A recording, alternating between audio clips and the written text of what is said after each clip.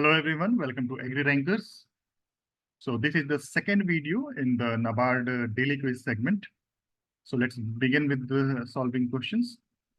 So here the question says that it talks about the recently passed act by the parliament, that is Chief Election Commissioner and other election commissioners, Appointment, Conditions of Service and Terms of Office Act 2023. Recent act, last year only. Okay. So according to this act, the question says that select the correct combination among the following, among these four. Who are the members of the selection committee for appointment of Chief Election Commissioner? So this act has changed the appointment process as well as conditions of service and terms of office of Election Commission of India. So here the question is asking about appointment process, and this is the only important thing about this act. So this says that who among the following is the member of the selection committee which will appoint Chief Election Commissioner and other election commissioner. Okay. Earlier, President used to appoint these officers. Okay, the Election Commission of India is a constitutional body under Article 324. It is a very important constitutional body, and right now Lok Sabha elections are going on, and Lok Sabha elections happen once in 5 years. So this entire process of election and these bodies who conduct this election also becomes very important for your examination. Okay, and within that, recently an act was passed in this segment. So this the provisions of this act, or the important provisions only, they become very important. So here the question says that who among the following is the member of selection committee which will appoint. So there are four options. Prime Minister will be one of the member. Chief Justice of India is not one of the member. Earlier, Chief Justice of India was one of the members. I will tell you the complete story here. Third, Cabinet Minister is one of the member. That Cabinet Minister will be appointed a Prime Minister only. And fourth, Leader of Opposition in Lok Sabha. Leader of Opposition in Lok Sabha, yes, they will be the member of this selection committee. So the correct answer is 1, 3, and 4. 1, 3, and 4. So C is the correct answer. Okay. So why this act was passed by the parliament or by the government? Earlier, President used to appoint Chief Election Commissioners, and the President and Chief Election Commissioner, they used to sit together and appoint other election commissioners. Okay, now this has been changed. Why? Because very recently, in the last year only, Supreme Court of India, especially Chief Justice of India, raised objection on the manner in which election commissioners were selected. Okay, the pace at which election commissioners were selected. They raised the objection and they said that no, it is not right. Chief Election Commission of India is one of the pillars of our democracy. So until and unless we pass an act from the parliament, okay, I have decided a committee which will select Chief Election Commissioners. So in that committee, Chief Justice of India was also there. Okay, Prime Minister was also there, and Leader of Opposition in Lok Sabha was also there. So if there is no Leader of Opposition in Lok Sabha, then who will be the member of this committee? According to this act, then it will be the leader of the largest opposition party. Okay, leader of the largest opposition party, LOP. They are called LOPs. Leader of the largest opposition party in the Lok Sabha, not in the Rajya Sabha. This is also in Lok Sabha. Okay, so here these three. Now the act has omitted the Chief Justice of India from this and included Cabinet Minister. One Cabinet Minister. That Cabinet Minister will itself be appointed by the Prime Minister. Okay, government itself says that when people of the country have chosen us to run the government, okay, so there should be majority of the government in the selection process. Okay, when according to the judgment of Supreme Court of India, Prime Minister, Chief Justice of India, and a leader of opposition in Lok Sabha was the members of selection committee. In such case, only one representative was there from the government, and two were outside the government. So the government thought that if people of India have given us opportunity or selected us to run the government or run the country, why the government should be in the minority in any of the selection committees. Okay, it is the mandate of the people. So therefore, it is their argument, and they changed this, and they enacted a law. In fact, the constitution had said that until and unless parliament enact a law, president shall appoint. Okay, earlier president used to appoint. So when we say that president used to appoint, it is the government only. Okay, so earlier government only used to appoint. First cabinet takes the decision, and that decision is recommended to the mm, president, and president gives appointment. Here also president will appoint, but who will give the recommendation? This selection committee. Okay. This selection committee will give the recommendation. Okay. So this is a very important topic. Again, next. Recently, Supreme Court has upheld the electronic voting machine system and allowed to continue with the current system of random 5% verification of EVM votes with voter verifiable paper audit trail or VVPAT system, in which year VVPAT machines were used for the first time in India. So the correct answer for this is 2013. In 2013, VVPAT machines were used for the first time in India. In which constituency? It was in Noxen constituency in Nagaland. Okay, during the assembly election in Nagaland, in Noxen constituency, the VVPAT machine was used for the first time. First time in Lok Sabha, it was used in 2014 Lok Sabha election.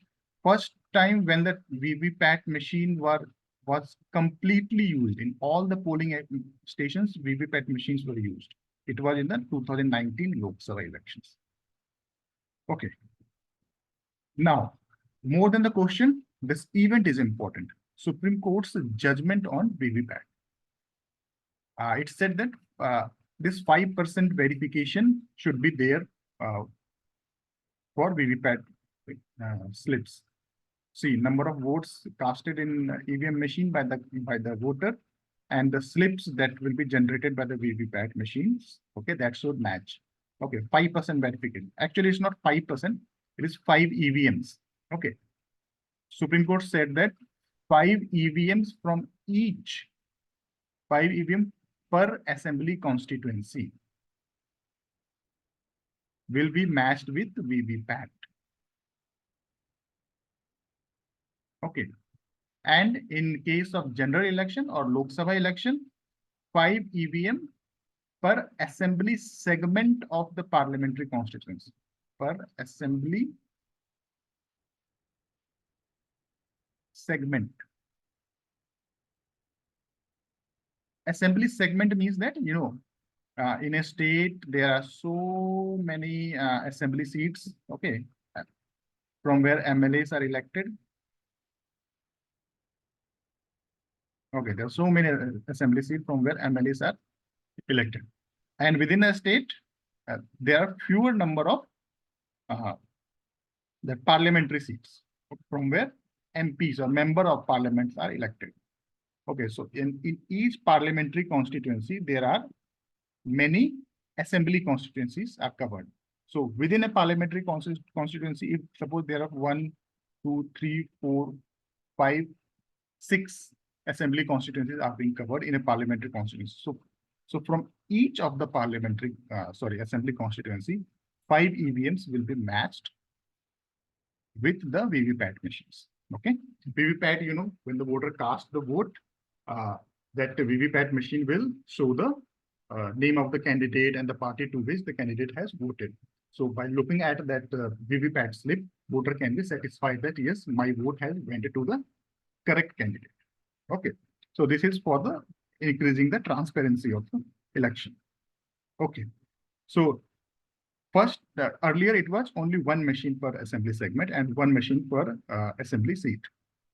Okay, but now it has been increased to 5, okay, to increase the transparency of election. So this is an important news in this aspect that Lok Sabha elections are being conducted, and it's being conducted in every 5 years. So after 5 years, this is a news in once in a 5 years. So it is an important news. You should be aware of these things. even the full form of VVPAT, you should be aware. Okay. Now, when the first EVM was used, can you tell me? First EVM was used in 1982. First time in 1982 it was used. Where it was used? It was used in Kerala, in some of the polling stations during the assembly elections in Kerala. In which assembly constituency? Paravur. Okay, Paravur assembly constituency. It was used for the first time. Okay, first time in Lok Sabha. In which Lok Sabha election first time EVMs were used? In 2004 Lok Sabha elections. Okay, first time EVMs were used. Okay, so EVM and VVPAT, both the dates have been given to you. Moving to the next question. Finance Commission of India makes recommendations on which among the following matters? So basically it is asking about the functions of Finance Commission. Okay, now why this question has appeared? Because recently government has set up the 16th Finance Commission has been set up by the government, which will recommend for the period starting from 1st April 2026 till next 5 years. Okay, so the recommendations of this Finance Commission will start from, or the government will start implementing the recommendation from 1st April 2026. Till 1st April, the government is implementing the recommendation of 15th Finance Commission. Okay, so because Finance Commission is also set up once in 5 years. In fact, this year, the 16th Finance Commission, their recommendation will be applicable after 6 years. So the recommendation period of 15th Finance Commission is 6 years. Usually it is 5 years. Only 1 or 2 times in history, it has been more than 5 years. And this time, 15th Finance Commission, whose recommendation will end on 31st March 2026, its period is 6 years. So after 6 years, the 16th Finance Commission has been set up. So it is also in news once in 5 years. So it is very important. The question from this can be asked in your GK segment. Okay, you can just see there are so many topics in polity which are becoming important this year. One is Panchayati Raj. Okay, that chapter we have to study because it is in our syllabus. Okay, every article of that particular chapter we must study. That will be provided to you. Apart from that, Finance Commission, Election Commission, and yeah, because Lok Sabha election is taking place, so therefore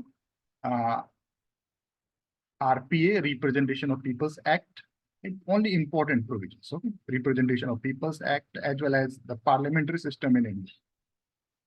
Parliamentary system, only important facts, how the Lok Sabha MPs are elected, how many reservations are there, okay, how president is elected, how prime minister, vice president is elected, okay, how Rajya Sabha MPs are elected, okay, all these things you should be aware of, okay, little bit. You can expect this time 10 to 15 questions in your preliminary examination from these topics, okay, and the questions will appear either in GK, it may appear in your ESI segment, and it can also appear in your agriculture and rural development. In fact, in rural development, Panchayati Raj is explicitly mentioned, okay. So you will find question from there. Recently, Panchayati Raj Divas was celebrated on 24th of April. I had discussed this question earlier, previously in our first video. Okay, so the Panchayati Raj, we should study completely. And apart from that, all Election Commission and Finance Commission, whatever news you are facing, you should be aware of. And the Representation of People Act on the important provisions like VVPAT we have studied right now. And this parliamentary system, that once the election process is over and the results are announced, we will discuss all these things in one lecture completely. Okay, so Finance Commission's function is to recommend the government about, and Government of India now collect taxes through direct tax and through GST.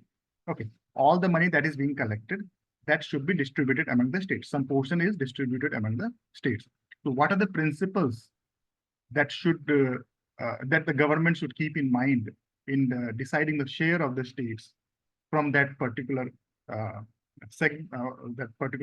portion of the tax which needed to be uh, distributed among the states? So that is decided by the Finance Commission. What are the principles that should govern that decision? Okay. So this is true. Distribution between union and the state of the net proceeds of taxes. Next is distribution between state and local bodies of the net proceeds of taxes leviable by the states. So now between the state, okay, now when the state gets its share of taxes, okay, now it is state's responsibility to distribute that money, some portion of that money to the local bodies, okay, or panchayati raj or municipalities. Okay, this recommendation, what principles should be kept in mind in the government that should determine that distribution to the local bodies? Okay, that is determined by State Finance Commission. Okay, State Finance Commission is part of our Panchayati Raj. Okay, you know, Article 243 deals completely with the Panchayati Raj. It has many sub-articles from Article 243A to Article 243O. All those articles will be dealt in future. Okay, so this is not the correct option. So first is correct. Second is wrong. Principles which should govern the grants and aid of the revenue of the state of the Consolidated Fund of India. So India's consolidated fund, from the Consolidated Fund of India, how much or which state should get how much grant in aid? Okay, this is over and above the distribution of net proceeds. Okay, some states are very poor. Okay, they need some help. Some have adverse geographical conditions. Okay, so therefore they need some help. So therefore, in that case, government gives grant to those states. So those principles that should govern which state should get how much grant, that is also recommended by Finance Commission. And the fourth one, measures needed to augment the consolidated fund of the state to supplement the resources of the, this is also recommended by Finance Commission of India. Okay, what does this statement mean? This means that Finance Commission will also recommend how a state should increase its consolidated fund so that it is that state becomes capable of funding the panchayats and municipalities. Okay, so therefore this provision was also added after 73rd constitutional amendment. Okay, which also added the Panchayati Raj system in constitution. So first, third, and fourth are correct. So the correct answer here is D. D is the correct answer. Okay, you should not or we should not have read this. Okay, if government has not set up a 16 Finance Commission, but because once in 5 years it has happened, this time once in 6 years this has happened. So therefore we are reading somewhat about this. Okay, who is the chairman of the 16th Finance Commission? Can you tell me? That is Aravind Panagaria. He was the CEO of Niti Aayog earlier. Okay, Aravind Panagaria. Who is the chairman of 15th Finance Commission? That is N.K. Singh. Currently, we are living in 15th Finance Commission. So N.K. Singh was the chairman. The other members of 16th Finance Commission also you should remember there are 5 members, 1 chairman and 4 other members. Other are Ajay Narayan Jha, ANJ, Annie George, AJ, Manoj Panda, MP, and Soumya Kant Ghosh, SKG. So recently, 1 member had resigned and Manoj Panda was appointed as a replacement for that member. So therefore, also this question has appeared. So which articles deals with Finance Commission? Article 218. Which article deals with Panchayati Raj? Article 243. Okay, 243A to 243O. Okay, okay. Okay, yes. Who is the Chief Election Commissioner right now? Every day in news it appears, no? Rajiv Kumar is the Chief Election Commissioner. Rajiv Kumar, other election commissioner. And right now, election commission has 3 members, including one chief election commissioner. Other 2 are election commissioner. Can you remember the name? One is Sri Gyanesh Kumar, and other is Sukhbir Singh Sandhu. Sukhbir Singh Sandhu. Okay. Last question. As per recent order of Food Safety and Standards Authority of India, what is the maximum residual limit of pesticide, herbs, and spices? That is 0.1 milligram per kg. Okay. Earlier it was 0.01. So it has been increased by 10 times. So that's why many activists are they are against this decision. But many times in newspaper, FSSAI or Food Safety Standards Authority of India has clarified that that limit is only for herbs and spices. This 10 times increase, you know? This is only for herbs and spices or the pesticides for the pesticides.